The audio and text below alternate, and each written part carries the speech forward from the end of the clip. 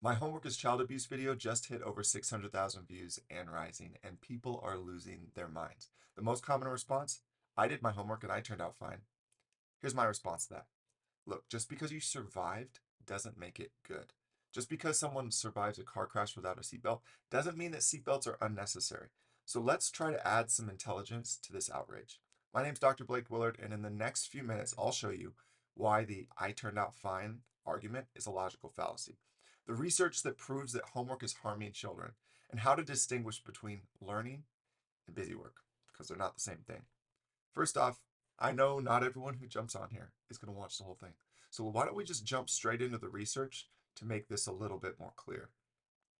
A couple of things about homework research and its effectiveness. There was a Cooper meta-analysis in 2006 that was updated in 2023. It showed that there was no correlation between homework and academic achievement in elementary grades. None. And very minimal benefit in the middle school grades. There was an OECD international study in 2024 showing that countries with less homework, like Finland and Denmark, outperform high homework countries like the US and Italy on international assessments. Stanford research in 2023 showed that students spending 3+ hours on homework nightly shows increased stress, physical health problems, and of course, family conflict. And then there's this time and schedule data. The National Center for Educational Statistics in 2024 showed the average school day is 6.64 hours with transportation, before and after care, homework. That adds up to 10 to 12 hours for the educational day.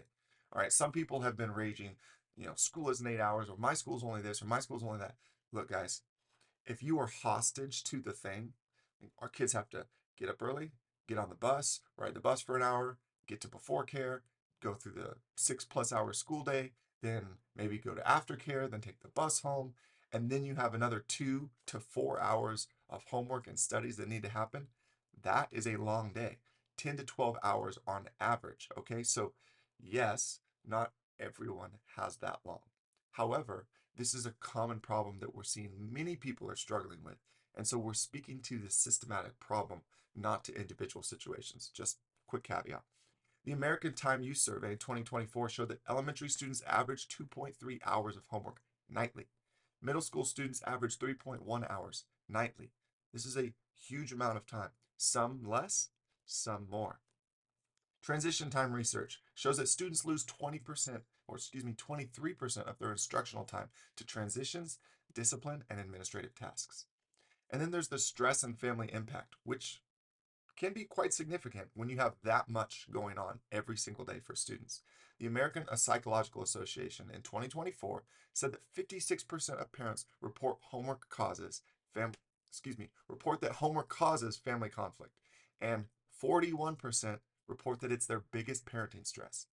41% of parents report that their biggest parenting stress is homework. This is clearly a big deal. The Sleep Foundation study in 2023 said that students with 3+ hours of homework only average 6.2 hours of sleep. What's recommended? 9 to 11 hours. Right? So if you spend 10 to 12 hours doing school time and then 9 to 11 hours getting your recommended sleep, how much time does that leave for family besides eating and self-care routines? There's almost none. It is literally dissolving the day away. And then family relationship research shows that homework battles correlate with decreased parent child bonding time and increased anxiety. This is putting a ton of strain on families, stress on children, and more importantly, most of it is ineffective. Like we said, zero correlation to any value being added for elementary ages, very little benefit for middle school ages. We're not saying that any amount of studying is a bad thing, but we do have to distinguish between busy work and good educational learning practices. So let's get more deeply into the studies here. First off, I think we do need to address the logical fallacies that keep coming out in the comments. Again, just because your situation is different or was different doesn't mean that we don't have a larger problem that we're alluding to.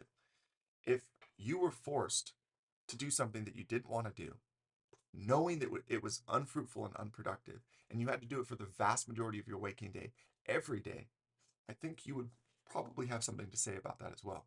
Well, actually, people do have something to say about it. A lot of people feel like they're forced to go to work and don't always enjoy it. The difference is that you're incentivized with a paycheck and you don't actually have to show up to work. Kids don't have a choice. They're legally obligated to be somewhere. And for many of them, it's proving to be very ineffective, very stressful, very time consuming, and destructive, more importantly, to the family relationship. So let's talk about the survivorship bias. I did homework and I turned out fine. Again, let's say you experience a trauma and then you become successful in life. That does not mean that the trauma equaled your success. Now, you might have learned perseverance or adaptation or something that brought you through that as an overcomer, but the trauma itself doesn't get to become good just because you survived it, right? You surviving homework as a child doesn't mean that it was actually effective. And why would we want to do something that's a waste of time just to teach our children to do that which is mundane? If you read the comments in this video, you'll see a lot of people really believe that's the reason, because they want to train our children to be able to get through something that's boring, useless, and ineffective, because much of work, if they become, it doesn't have to be a factory worker, but if they become a compliant worker, you don't ask questions, you don't, push against, you simply comply. You do what is told, even when it seems valueless. I can tell you as an employer, I do want employees that push back a little bit, that can think critically and solve problems without me having to point them out to them. But this kind of training doesn't do that. And then there's that, let's see. Like I was saying, I didn't wear a seatbelt and survived, so seatbelts are unnecessary. Same logic, it's flawed, right? Your individual success doesn't validate a broken system. You may have done great. You may be successful. I would probably be willing to bet many people have not achieved the standards that they would actually like for themselves in life. And it may be in part because they're overcoming the long term, multi decade kind of trauma of overcoming a system that trained them to be less than they're capable of. Now, again, you may love your job, you may love your career, you may love your circumstances in life right now, but that doesn't mean that there's not room to be better and that better is actually better, right? It's okay to say that out loud. Again, Finland and Denmark are top performers globally, but they do minimal to no homework, meaning success is not correlated to the homework, right? It's in a more effective system. Meanwhile, we are drowning our kids, particularly again, US context here. We're drowning our kids in busy work and wondering why they hate learning. Now, this is an important distinction because not all work that is sent home is the same. There is a huge difference between healthy review practices, healthy learning practices, and busy work, right? And most of the issue that I have is not with creating and fostering practices that help our children become more disciplined and learn, right? And cement the information that they've been learning. What I have a problem with is when the work is pushed home that didn't get taught in school and parents find themselves doing the teaching. I know for a fact a lot of you are doing the teaching for your children and wondering why they didn't already learn this if it's being given to them as homework. Homework should at most be a review.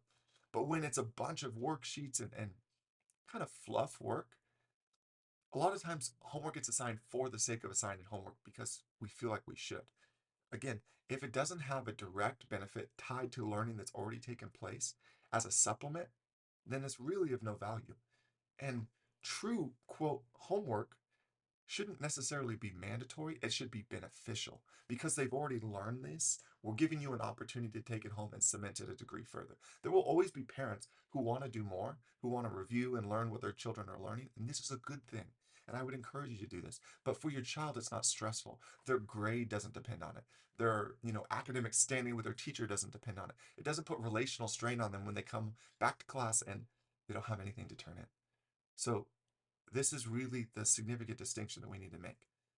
Parents should read with their children, but that's not homework. That's a good practice. It's something we should do every day, whether you're in school or out. And that's not the same thing. So, getting back to the fallacies, your survival of a bad system doesn't make it a good system. We just have to say that. Homework and having a lot of it growing up doesn't mean that now, because my kids are getting a lot of homework, it must be working, right? The comparison of high homework versus low homework countries' performance shows that those who have less, generally, statistically, are doing a lot better. Now, is that the only reason? Probably not. But they must know something that we don't because they don't find it necessary and it's not affecting their outcomes. We're sacrificing childhood for the illusion of rigor, right? Something being rigorous doesn't require it being more, right? You could do an incredible workout that will transform your body consistently every day, but only do it for 20 minutes. And it will have a massively positive effect versus doing a sloughed off, not very effective 2 hour workout every day, right? Where you're actually starting to become deconstructive rather than constructive. Again, rigor doesn't require more time, it just requires more effectiveness and depth.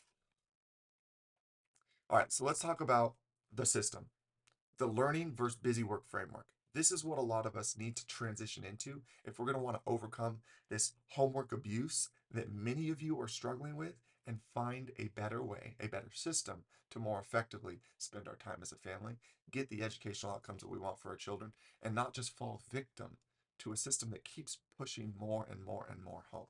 So, three components: meaningful review, right? This reinforces the concepts that should be understood in class, right? Again, when things come home, what we are doing is reinforcing that which has already been learned. If you're teaching new material, then you need to send it back to the teacher and say, why hasn't my child learned this yet?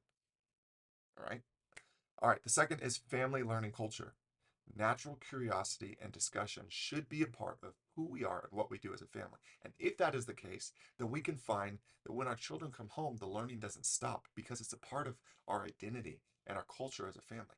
Now, if you have to sit down and make it a very regimented thing and your child is already exhausted and you feel like you kind of got a browbeat and they feel like they're getting yelled at, it's probably not going to be very effective. So we need to look at that kind of instruction. And then the third is efficient instruction. Right? Teaching happens at school, not at home.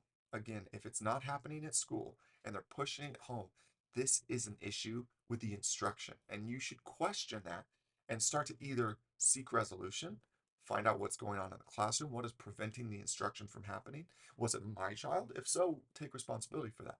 But if it's just the environment itself, maybe it's time for a change. And maybe we need to look for change because it's not being offered in your child's classroom. People are getting stuck in the details. My kid doesn't get 4 hours of homework. Great. That's wonderful. Are they getting two? Are they getting three? Is it too much? And is the work that's being sent home effective? Is it, like we just discussed, meaningful review? Is it fostered by family learning time? Do you feel like you need to keep a timer? Are you fighting to get it done? If that's the case, all of these are flags that this is a problem, right? Don't get stuck on the number if that specific number doesn't apply to you. Look at the pattern, right? Is there the problem? Does it exist? And can we do something to change it or make it better? We don't want to miss the forest for the trees. And a lot of us are getting stuck in the weeds, and we just need to zoom out a little bit and see the big picture. Thousands of families are, in fact, experiencing this problem. The pain point is real, right? If it's not specifically you, great. You could still question the system that you're in and say, can it get better? When instruction fails at school, it gets pushed home. It's a common problem. And again, if it's not failing because of something that your child did, then it's probably worth pushing back a little bit. Parents become unpaid teaching assistants for a system that's not working. And if you're already the one doing the instruction and the teaching, just like during the pandemic, a lot of parents looked at the system and said, what is going on? I'm having to do all the work anyways, and what I see is not effective. I could do a better job. There was a huge surge in homeschooling during COVID because many people saw firsthand, like school came into their homes and they're like, this isn't it. So they decided to take an active role and make a change. Maybe it's time for that change for you. And then review and study habits. These are good things. We are for review. And we would not call review the same thing as homework as it's been seen traditionally, right? Which is a lot of the busy work that's getting pushed down to children. And reteaching, that's a problem. Good. Busy work and reteaching, that's where we call it abuse. Meaning, if you're consuming 12 hours of your child's day doing the school thing every day, that is a problem. And if it's straining your relationships, if it's straining their anxiety, their stress, their mental clarity, is that not abuse?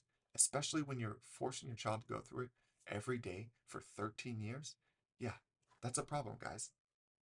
So let's talk about starting an implementation framework that's going to change this problem. It's going to change this pattern and hopefully render you some better results. Today, here's something that you can do. Distinguish between meaningful review and busy work.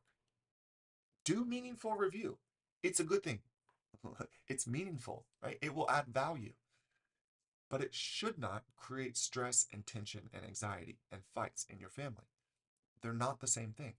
Busy work, cast it away. There's so many parents that have been commenting, look, I see it come home and we told our teacher we're not doing it. Or if you have a problem with that, you can talk to me, right? I'm not holding my child accountable to something that doesn't add any value. By all means, stand up for your child. Make very clear the boundaries, and if they have a problem with it, let's get that addressed in the beginning before they start putting it on your child's transcript. And then this week, here's what you can do. Track your child's actual homework time and their stress levels. Maybe try to create a 1 through 10 scale and measure yourself, how you feel they're doing, and measure them every day. And then also measure the amount of time it's taking. Give yourself some data to actually go off of rather than your feeling. Your feelings, they may be right, but they may not be. So let's root it in something specific to your family and then make a decision from there. And then this month, advocate for reasonable homework policies and, more importantly, consider alternatives. The system itself, the school system, it's arthritic, right? It's stiff. It is not adaptable and easy to change. And so you may advocate for change, but not actually see it happening. And if that's the case, be open to other options. It may be a different school, it may be a charter, it may be a private school, and unbiased, well, actually very biased, I'm going to advocate for homeschooling. That may not be the right choice for you, but I really believe that when parents lean into it, they're going to find something better for their family. Again, not all homework is created equal. There's such a huge difference between good study habits and things that are building and constructive, that build excitement, that build capacity within our children, and just doing work for the sake of work. If that's the if you want to teach your children discipline by teaching them to do hard things, sign them up for a marathon or like a 5K. Like teach them discipline in ways that are actually physically and cognitively beneficial. Don't just teach them to endure suffering because it's good. No way. And then reading together. It's a beautiful thing. It's not homework. It's a good practice. It's something that builds family culture, that it builds relationships, and that also builds the children's desire for books and their love of learning. So it's not homework. Worksheets on concepts that they already know, that's a waste. When homework causes tears, fights, and family stress, just know it's not working and it's okay to see change. And your child's mental health matters more than completing busy work. If you see no value in it and you see that your child is struggling and kind of losing themselves, cast it away, right? Fight that fight with a teacher rather than fighting it with your children. And then this is why homeschooling works, because there's efficient instruction, there's meaningful review, and there's quality family time. And you can get all of this done in far less time so that you can spend more time doing the things that you love, whether it's building the relationship, going out together, experiencing new things, and having a vibrant family life that enables you to fold more things in rather than feeling trapped to drop off, pick up homework every single day. You don't have to sacrifice your child's childhood for someone else's definition of rigor. All right? You can determine what rigor is going to look like in your household. And then questioning harmful practices isn't being difficult, it's being a good parent. I believe if you've made it this far, you're a good parent. And it's okay to question the practices that are not helpful or constructive to your child. Your family time is sacred and it's worth protecting. And if more things, whether it be school or church or extracurriculars, are invading your family time and stealing the relationship that you need with your children, then it is okay to take your executive scissors and start cutting things away. All right, so here's the homework evaluation system. This is something that I think will be helpful for many. Feel free to pause and review. I'll probably turn this into a separate document. So if you find it helpful, shoot me a message and I'll make it available. So here's what it looks like. You want to be able to identify red flags, green lights, and then there's a 3-question test that will kind of help you in evaluating homework. Red flags. This is what we're going to call busy work and abuse. Okay, time. If it takes longer than 10 minutes per grade level, like for instance, first grade equals 10 minutes max, it's probably doing too much. Tears, if it causes regular emotional distress or family conflict, again, red flag. Reteaching, if it requires the parents to teach concepts that were not learned at school, this is a red flag. And then repetition, endless worksheets on concepts that are already mastered is a red flag. And lastly, interference. If it prevents family time, sleep, or play, all of which are essential, this is a huge red flag. So let's talk about meaningful learning. These are your green lines. These are good things. Reading, independent or family reading time is a green flag. It's a good thing. So if it's suggested for you, no problem. Review, brief practice of understood concepts is a good thing. We want to reinforce that which has already been learned. This doesn't require a bunch of worksheets because they've already done the work. They should just be able to go back and do some meaningful review. Exploration, child-led research on topics of interest. Again, learning doesn't have to be limited to school. Your child may have genuine interest in things that they want to pursue, and allowing that to happen is a good thing. So this is a green light. Discussion, talking about what they learned that day. This is a way to foster meaningful review with your children by just showing genuine interest in what they're learning and allow them to show you. This is a green light. And last, preparation. Simple prep for upcoming lessons. Look, if you know something is coming up and you can do a little bit to help prepare them for that, this is a good thing. This is kind of like, a healthy adult practice.